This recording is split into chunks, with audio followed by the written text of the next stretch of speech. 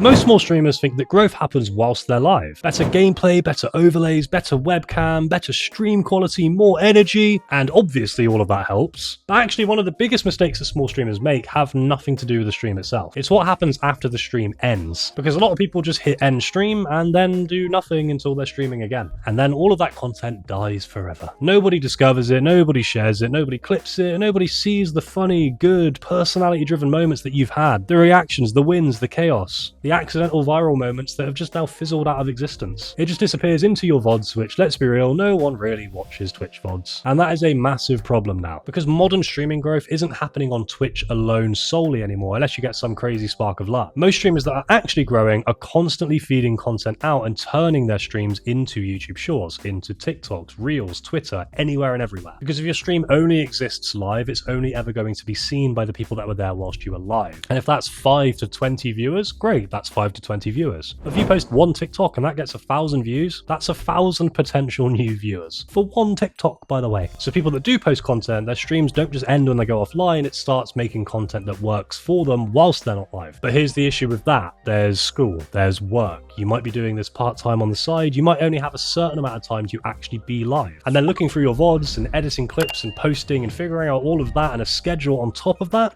that's a lot of work, man. It's exhausting. I've been there. I don't like it. You finish streaming and you're tired. You don't want to sit there and edit for a further 4 hours. And then even if you do pluck up the courage to sit there and edit some clips, you don't really know which ones are going to go viral. You end up having to take guesses, maybe go for something funny, something that you did well, but it is just guesswork a lot of the time. So I'm going to be talking you through a fix to that and how you can make this a lot easier for yourself to start getting that growth and start posting without the hours spent and the dread and the work and the tiredness. And yes, by the way, I am temporarily sat somewhere else because frankly it is boiling in the UK right now and I can't deal with being in my office. I can't do it, I'm sorry. So yeah, all my coats are hung up over there on the back of the door and I've still got stuff to put together from moving.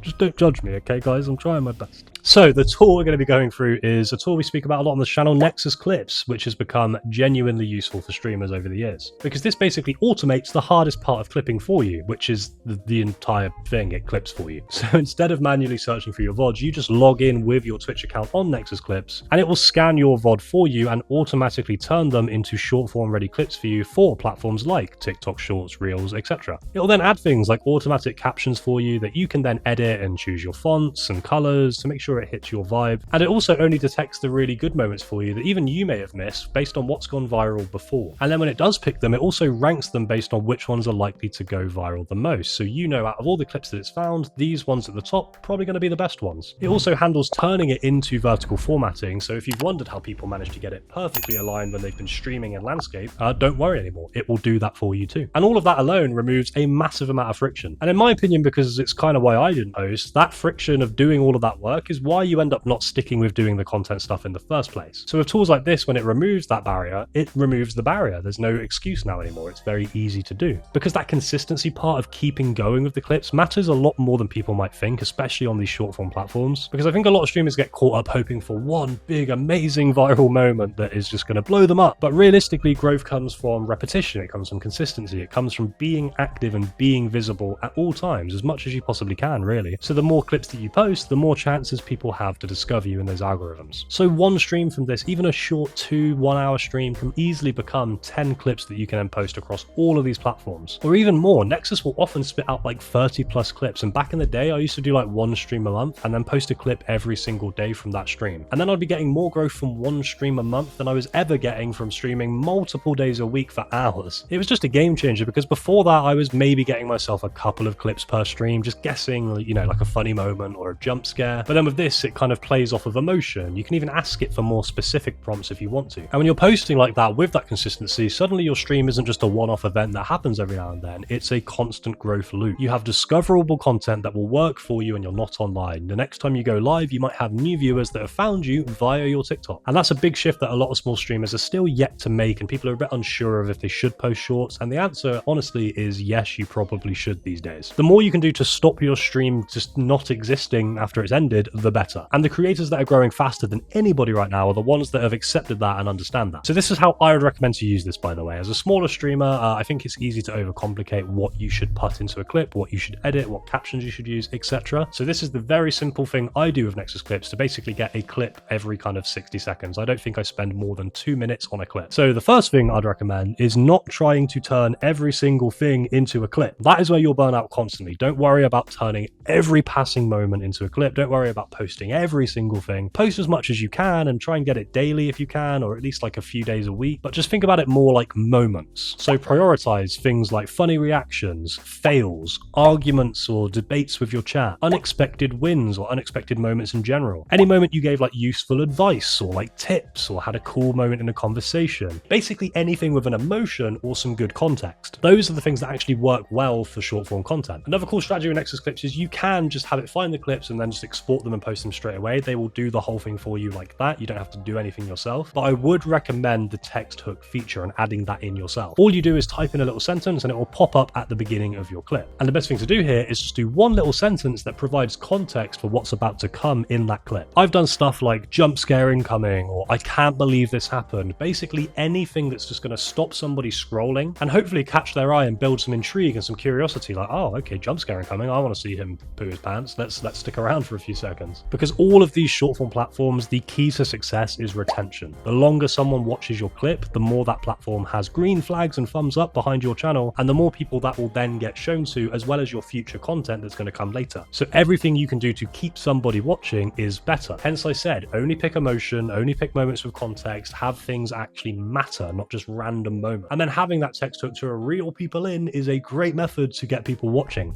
That, and I also recommend at the end, or maybe somewhere in the middle if you want to, have the stream sticker pop up as well, which is also a feature they have where you can add your channel name. So obviously, what do you want people to do once they finish watching your clip? Ideally, you want them to go check out your stream, right? How are they going to know where that is without having to click into your profile, look at your bio, hope that there's a link there? Make it very easy for them. Just put the name in the clip, pin it in a comment maybe as well. So then the minute they finish looking at your clip, if they liked it, bam, you might have just got yourself a brand new follower. It's such simple strategies when you break it down, and obviously Nexus Clips does all of the work here for you anyway. So by doing those little extra couple of things, that's going to build that growth for you more meaningfully. Because a lot of streamers think that they need like better gear, they need better branding, better overlays, alerts, transitions, all this fancy stuff that I think a lot of people procrastinate over the actual growth stuff for, when realistically all you really need, and the biggest barrier that most people have, is just the discoverability level that you have right now. People cannot return to streams that they never found in the first place, and short form content is the biggest and easiest entry level way to just get more eyes on you and your streaming content, especially if you're smaller, when you're drowned in thousands of other streamers already anyway. So if you are serious about your growth in 2026, I'll leave a link down below for you to try this out for free, or you can use code CAL for 10% off of any order on that website, and then you can give it a go to see if you can get some results like I've had here. Let me know in the comments if you beat my viewership in shorts. You definitely will. I haven't streamed in quite some time. Because remember, the biggest mistake that small streamers are making isn't that they're doing anything abundantly wrong with their stream, it's just that they're letting their content disappear. Don't let your content disappear. And if you want some free Twitch artwork before you go, my website's linked down below with a ton of free basic packs that I've made for you to help you get going on the platform, along with a free small streamer retention checklist that you can tick through every time you're about to go live to make sure you're streaming with the highest potential for the best possible growth. Whilst you're down there, you'll also find our community Discord server with a ton of other people like you, so if you want to make some friends, get some advice, or just reach out to me, hop on in, we'd love to have you there. And in the meantime, here's your last chance to sub before you go, and another video that you might find helpful on your creative or streaming journey. And hopefully I'll see you in another video soon. Mwah.